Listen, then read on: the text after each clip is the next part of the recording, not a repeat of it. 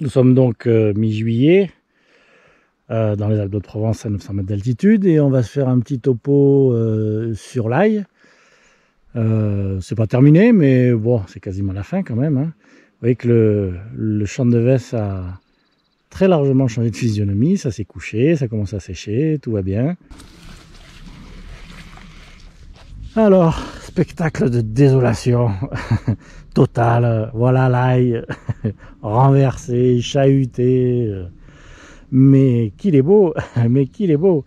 On va voir ça après. Oui, en fait, il s'est couché, je sais pas pourquoi. Est-ce que c'est la Vesse qui est tombée? Est-ce que c'est le chien qui est passé? Est-ce que c'est une chute naturelle? Est-ce que c'est, j'en sais strictement rien, un animal qui est passé par là? On s'en fout, parce que ce qui compte, c'est ce qu'il y a dans la boîte, c'est-à-dire sous le sol.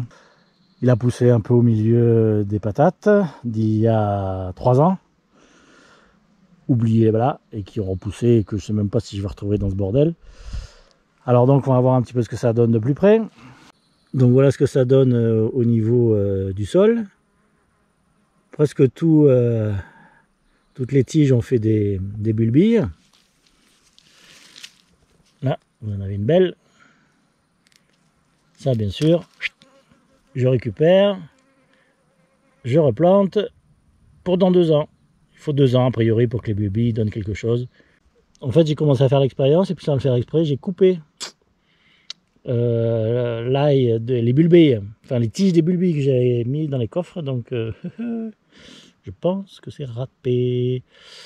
Et oui, vous en avez là, oui, par exemple, un bon paquet de bulbilles. Une fois que vous avez pris votre rythme, que ce soit 1 an ou 2 ans, on s'en fout, hein. Il y a une petite araignée. Ah, il y a du monde là, hein. Il y a du people. Bon alors, l'essentiel, nos têtes. Donc vous vous souvenez la façon dont ça a été semé. J'ai séparé les cailloux des têtes, j'ai posé les cailloux par terre, j'ai piétiné, j'ai recouvert de foin et c'est terminé. Voilà. Pas la peine de se fatiguer beaucoup plus. C'est parti. Voilà.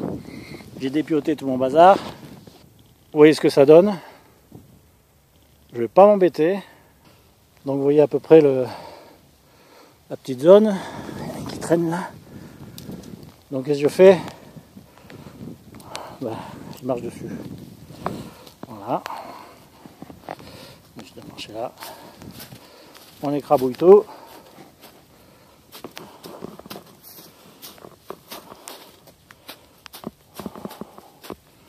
Bon, il n'y a plus qu'à mettre le foin.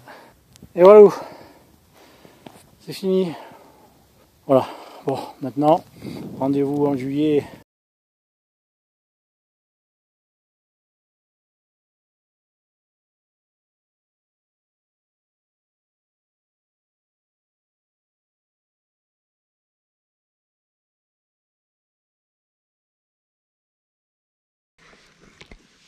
Alors, je vais en récolter.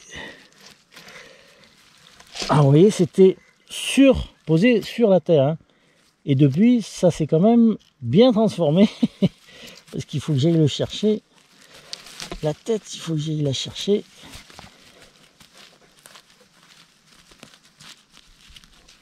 Assez profondément. Voilà. Moi, ça me convient. C'est parfait. J'ai pas besoin de plus. On va en chercher une. Vous voyez qu'il faut y aller là. C'était en surface, mais c'est plus en surface, hein.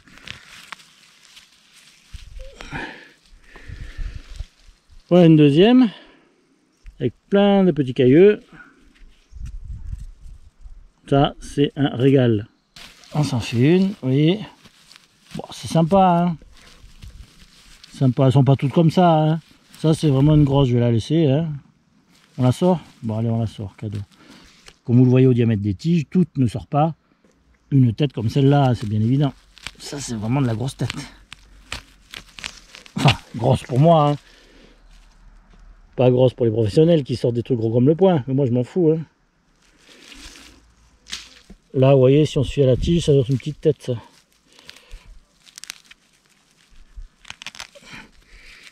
Ah ben celle-là, vous voyez, elle est encore un peu avec ses cailloux, là, tranquillou.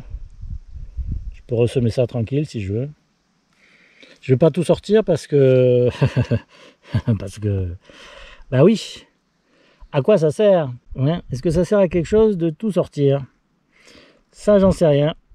Ça, j'en sais rien. Vous vous souvenez des patates, hein? Voilà. Je les ai laissées en terre et puis pendant un an, c'était parfait.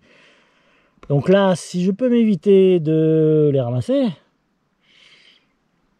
pourquoi ne ferait-on pas pareil?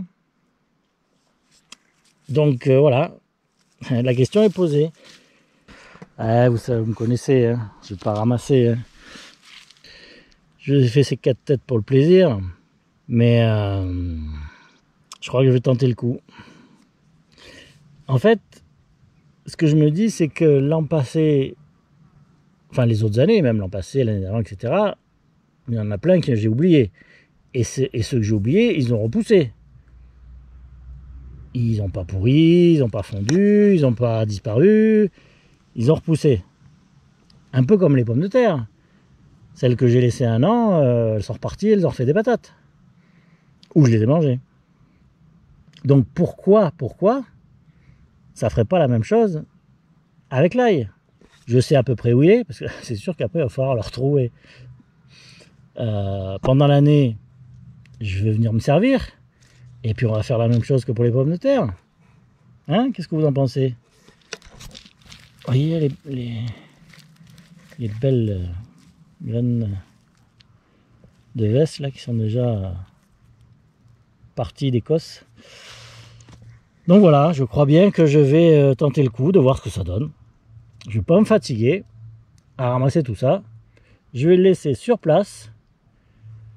Et puis de temps en temps, je vous en mettrai un spécimen en photo ou en vidéo. Là, je vais me contenter de mes 4 têtes pour l'immédiat.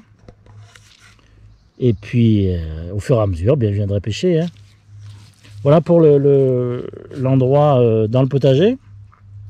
Mais j'en avais mis dans la prairie. Allez, on va voir ça de plus près. On continue à crapahuter pour aller voir ce qu'a donné notre ail posé par terre dans la prairie.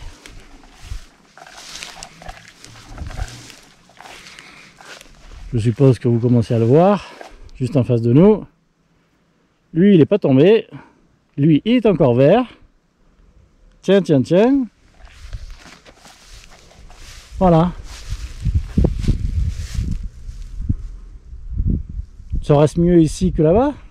On va essayer d'en sortir une. Alors celui-là, la tête qu'il a. Voilà. Alors celui-là, la tête qu'il a. Ah non, lui par contre. Ah. C'est un peu plus gros. Ouais, c'est ça. Ça. Voilà. Là, vous en avez une autre à côté. C'est plus petite. Voilà, là vous en avez encore 2 autres. Une plus grosse, une plus petite. Mais tout ça, ça fait du bon ail. Mais je vais le laisser, hein. Pas l'enlever. Hein. Il est très bien là. C'était juste pour montrer que, contrairement à ce que disent les jardiniers, là il pousse très bien au milieu des mauvaises herbes. Et là, Dieu sait s'il y en a. Regardez-moi ça. Mais il est encore vert, hein. Il est encore vert. Je pense pas que les têtes arriveront au même niveau que celles du potager parce que les conditions sont quand même beaucoup plus difficiles. Mais quand même. Alors il y en a qui disent qu'il faut couper, je crois, pour que ça gonfle. Moi je m'en fous. Je ne vais pas me faire chier à couper. Si j'ai petite tête, j'ai petite tête. Hein. J'ai les têtes que là il veut bien me donner et puis ça m'est égal. Voilà, je ne suis pas un professionnel. Le moins qu'il est bon. Et je l'ai goûté déjà, bah oui bien sûr, hein, j'ai goûté, je vous rassure, il est bon. Il est bon. Il est bon mon ail, il est bon mon ail. Fin de ce tour d'horizon, donc fin de ce tour d'horizon et fin de la culture, hein, puisque ma foi, qu'est-ce que vous voulez que je fasse d'autre? Rien, hein. Je ne vais pas le récolter, à part le manger, c'est tout ce que je vais faire. Donc on va clôturer là le chapitre de l'ail 2019-2020.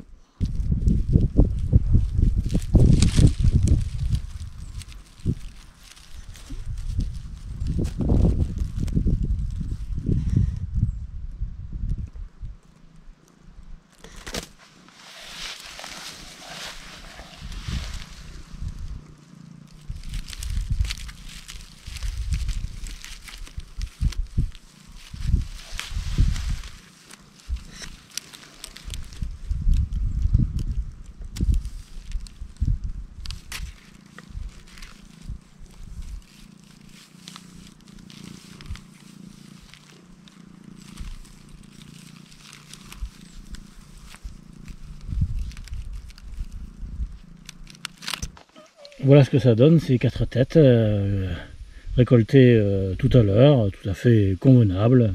En tous les cas, moi ça me convient parfaitement, pas besoin de battre des records, c'est parfait.